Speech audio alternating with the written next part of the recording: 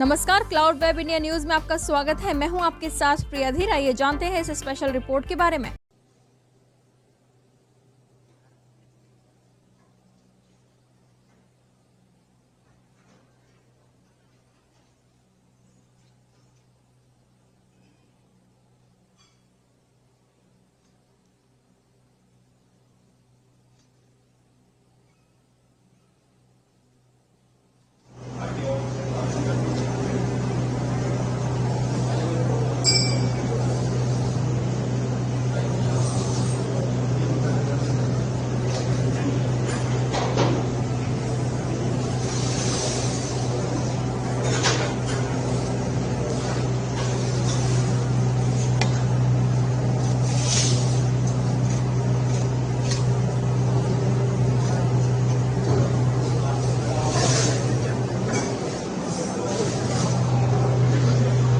करते हैं, आपको जैसे आगे बढ़ने के लिए चाहते हैं, आप उसी अनुसार से दर्शन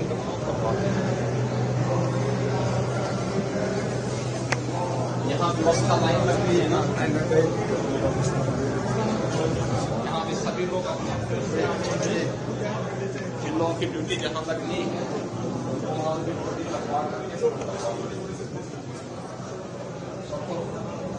उनके मंदिरों में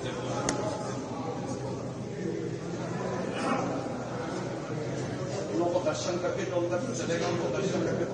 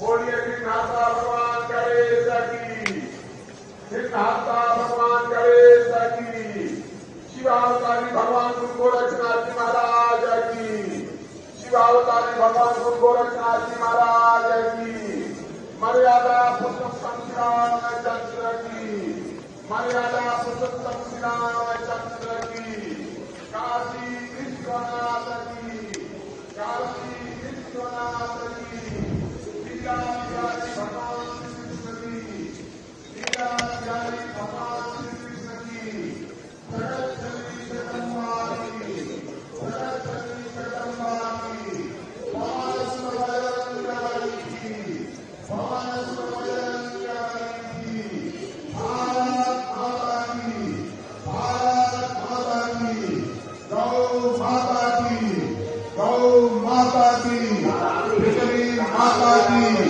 पृथ्वी माता की, ब्रह्मलीन महंती विजयनाथ जी महाराज की, ब्रह्मलीन महंती विजयनाथ जी महाराज की, राष्ट्र संत महंत अवैधनाथ जी महाराज की, राष्ट्र संत महंत अवैधनाथ जी महाराज की, गोरक्ष पीठाधीश्वर योगी आदित्यनाथ जी महाराज की, गोरक्ष पीठाधीश्वर योगी आदित्यनाथ जी महाराज की, भारत माता की, भारत माता की, धर्म की, धर्म की, अधर्म का, अधर्म का,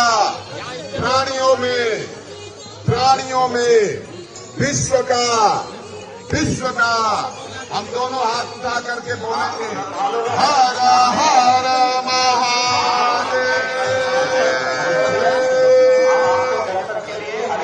अभी कुछ ही देरों में मंदिर का कपाट खुलेगा। आप सभी दर्शनार्थी बंधुओं को भगवान शिवावतारी गुरु गोरखनाथ जी का दर्शन प्राप्त होगा। इसीलिए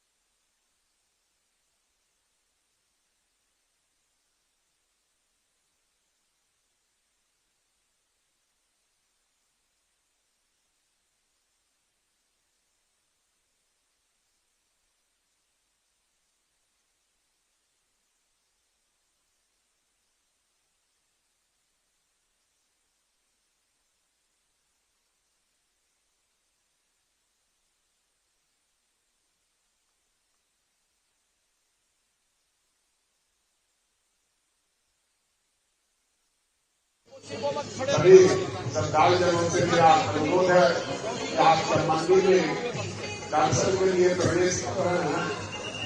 मंदिर के बाहर पंडाल लगा हुआ है, जूता चप्पल अपना वही उतार दें, ये शुल्क है। टोकन प्राप्त कर लें और पुनः मंदिर में दर्शन के लिए प्रवेश करें। जैसा स्वयंसेवक पुलिस के जवान आपको बताते हैं, उसी अनुसार आप धीरे धीरे आगे बढ़ते रहें। दौड़ने की आवश्यकता नहीं है, जैसा आपको बताया जाता है आप धीरे धीरे उसी अनुसार आगे बढ़ते रहें। देखिए आपको निश्चित ही आज इस मकर संक्रांति के पावन पर्व पर शिवावतारी भगवान गोरक्षनाथ जी का आज दर्शन होगा। आपको दर्शन का लाभ प्राप्त होगा। सब लोगों को खासकर कोई भी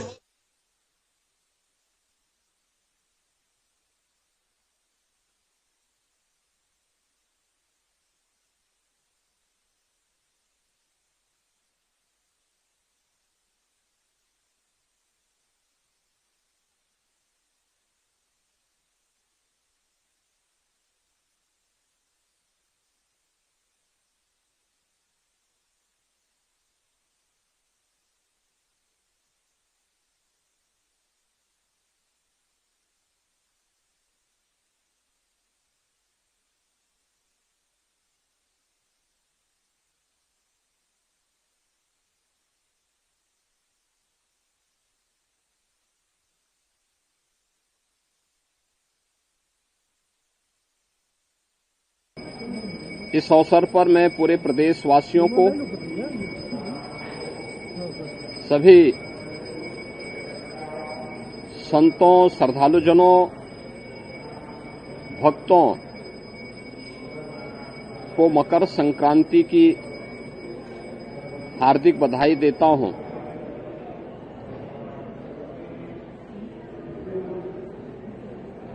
मकर संक्रांति भारत के पावन पर्व और त्योहारों की श्रृंखला का एक ऐसा पर्व है जो जगत पिता सूर्य के प्रति कृतज्ञता ज्ञापित करने का एक उत्सव है। पूरे देश के अंदर अलग अलग नाम और रूपों के आधार पर इस पर्व को सनातन धर्मावलंबी बड़ी श्रद्धा के साथ इस आयोजन के साथ जुड़ते हैं।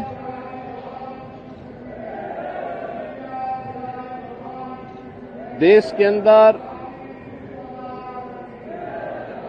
उत्तर हो, दक्षिण हो, पूरब हो, पश्चिम हो, पूरे देश के अंदर अलग अलग नाम और रूपों में इस पर्व को लोग मनाते हैं, इस उत्सव के साथ जुड़ते हैं। उत्सव भारत की सनातन धर्म की परंपरा में आनंद के क्षणों को एकजुटता के साथ, एकता के साथ आयोजित करने, अपनी खुशी के साथ पूरे समाज की खुशी को जोड़ने का एक सशक्त माध्यम रहा है। और उसी परंपरा के अनुरूप वहां की आवश्यकता, उस क्षेत्र विशेष की आवश्यकता के अनुरूप भारत की ऋषि परंपरा ने इन पर्वों और त्योहारों को वहां पर संयोजित किया। आज उसकी विराट रूप हम सबको देखने को मिलते हैं। पूरब में असम आदि में आप जाएंगे तो बिहू के रूप में, पंजाब की ओर जाएंगे तो लोहड़ी के रूप में, सुदूर दक्षिण में आप जाएंगे तो पोंगल के रूप में,